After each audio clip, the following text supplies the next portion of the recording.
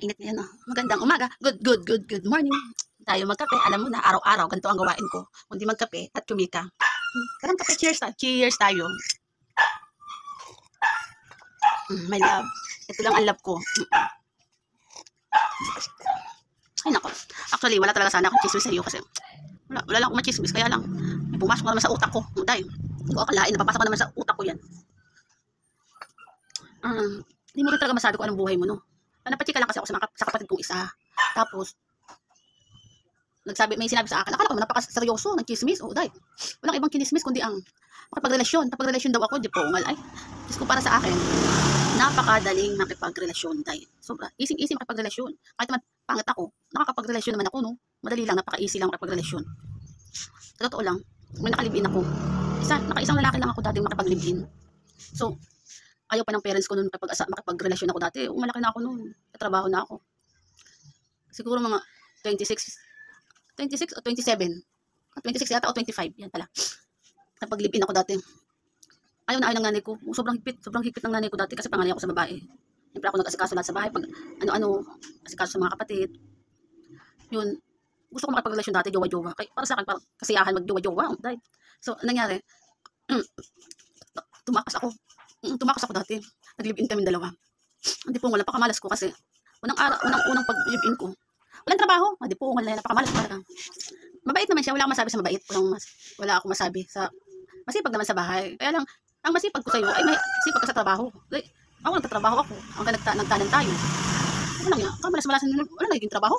Hindi po, wala yan. Sa daming trabaho kahit talagang maghanap ka ng trabaho. Tinagat ko. Naisip ko dati na magkaanak lang ako. Ay, palayasin ko talaga. So, ginawa ko lahat. Tiniis ko mag-isa at tiniis ko mag-isang nagtatrabaho. Excuse me. Sa amin dalawa, ako talaga nagtatrabaho. Ewan ko, napakamalas ko dyan sa kasama ko na napakatamad. Ewan ko, tamad yan eh. Kasi kung sa trabaho, napakabilis silang maghanap ng trabaho. Noon yun. So, dumating sa point na inaccept ako ng parents ko. O di nagsama kami sa bahay, kasama yung parents ko. Binigyan kami sa sariling kwarto. Okay lang. Para sa akin ang parents ko, para makasama lang ako ng parents ko, inaccept nila yung kalibin ko. So, ang pinush ko talagang gawin dati, magkaroon ng anak. Ginawa ko na lahat dahil ano nga dapat gawin para magkaanak. Kamalas-malasan din talaga ako magkaanak noon. Hanggang sa namatay yung parents ko, hindi man lang ako nagkaroon ng anak. Yan pala pinakagusto ko dati, magkaanak talaga. So, dumating sa point na, masipag siya. Pagising ko sa umaga, may pagkain na, nag-asikaso, hinahatid ako pag uwi ko, sinusundo ako pa uwi. Kasi 12 oras ang trabaho ko eh. So, sinusundo pa ako pag out ko. Pero ang iniisip ko kasi dyan, hindi ko akalain na, hindi pala nagtatrabaho dahil gumagawa ako ng paraan dati ng pagkakabigay ng budget para magkaroon ng trabaho. Kaso, hindi siya matulog-tulog. Ano, kamalas-malasan. Pero ang point naman din, akala ko, pagkatid niya sa akin, naka-stay lang niya sa bahay. Kasi nga may sakit yung parents ko nun eh. Kuya ko lang yung kasama ko dun sa bahay. Siya nagbabantay sa mga matanda. Isunod sa akin, mga napasok pa yun. So, dumating sa point na, parang yung kuya ko na nag-aalaga ng mga matanda, ng mga parents ko, inaalagaan niya. Dumating sa point na, hindi na siya nakapagtiis. So, nagsabi siya sa akin, o yung kuya ko, nagsabi sa akin, napagod na rin na nagalit na rin siya. Kaya hindi nga tiniis na, nagsabi na siya sa kapatid, nagsabi na sa akin yung kuya ko, na dumating sa point na, isang parents ko, inatake uli sa ospital para ilagay sa ospital. Kasi ang problema kasi nung time na yun, sabay kasi ng parents ko, may stroke nga yung dalawa pareho. So, ang problema nun, hindi niya alam kung paano niya ihahatid sa ospital yung isa, kung yung isa walang kasama sa bahay. So, nahirapan ang tawag dito, ang kuya ko. Sobrang sama ng loob niya. Nagsabi na siya sa akin. So, doon ko nalaman na ang nakalibin ko.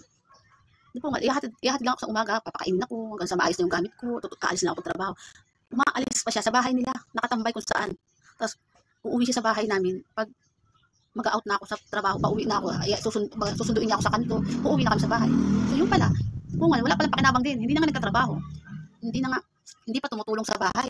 Eh, sa time na yun, may sakit yung dalawang parents. Hindi wala akong makatulong. So, dumating sa point na nakipaghiwalay na ako para sa akin. Wala akong pakialam sa'yo kahit hindi ako magkaanak.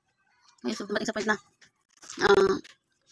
ayaw niya makipaghiwalay, pero sabi ko, sawang-sawa na ako. Lahat ng binigay kong tulong sa'yo at pagsasama natin, minahal na kita, pero di po wala ka namang kwenta. Erase na agad ang napakabilis lang talaga mawala ng pag-ibig para sa akin. Basta wala kang kwenta, nakikipag-break agad ako. Hanggang sa nagkaroon kami time na hindi alam ng parents niya na nakipaghiwalay na ako. Hanggang sa dumating sa point na hindi ako tinitigilan. Pinupuntahan pa rin ako. So, ang ginawa ng parents ko, tinulungan ako ng kuya ko na magbarangay. Pabarangay na lang para matahimik lang ako. Kasi dumating sa point na gusto niyang kahit para sa kanya mamatay siya, mawala siya. Gusto niya sa harap ko, mawala siya. Ay di pungal. Gusto mo nang mabuhay, isasama mo pa ako sa harap-harapan. Eh, madadami pa ako sa kasalanan. Yun, nagka-barangay. Pero hindi napunta yung parents niya dati kasi hindi naman alam na humiwalay na ako. Pirmahan kami, pirmahan. At di pungal, nakalit pa sa akin yung barangay dati. Ayaw. Ang pinaka-reason sa akin nang nasa barangay, aba, mabait ng asawa ng boyfriend mo. Inaasikaso ka, pinapakain, wala kang problema sa hindi ko masabi, wala kayong alam. Kaya huwag kayong mag-ano. Hindi lang naman ang pakikipaghiwalay ang mga nananakit. Hindi. Siyempre kung tamad din naman, wala rin pakinabang, hindi pungal. So, mayaw na ako. Hanggang sa, yun, no choice na sila. Kung gusto ko. Paghiwalay talaga ako dito.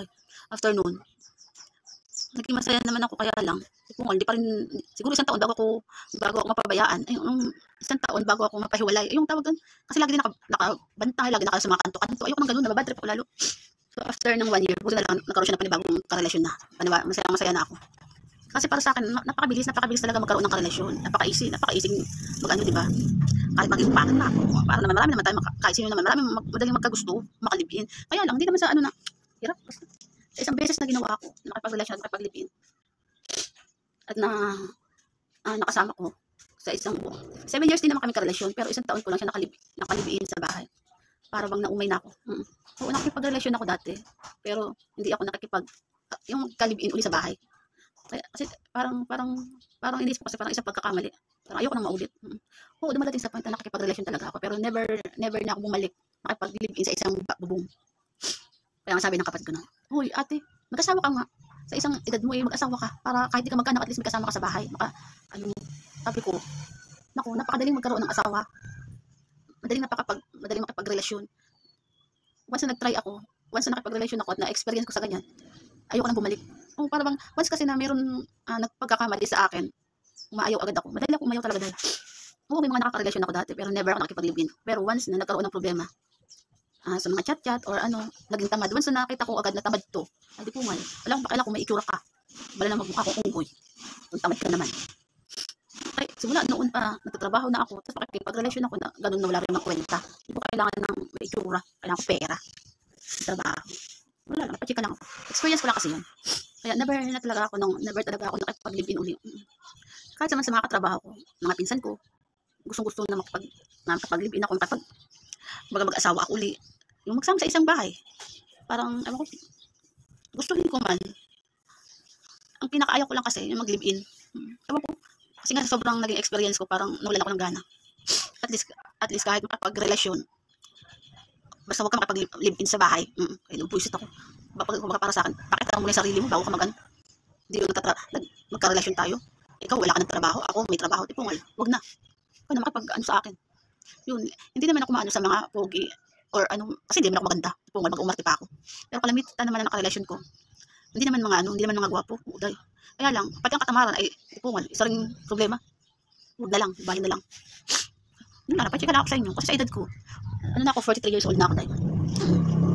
Oo, may nakapachat dyan ako ngayon. Kahit naman hindi yun, kasi may nagtrabaho ako. Meron naman. Pero, once na, para sa akin, parang unang salita ko sa'yo, unang pakiramdam ko sa'yo ay, magiging nga lang ako hanggang pag sama natin sa isang bubong. Di po, wag na.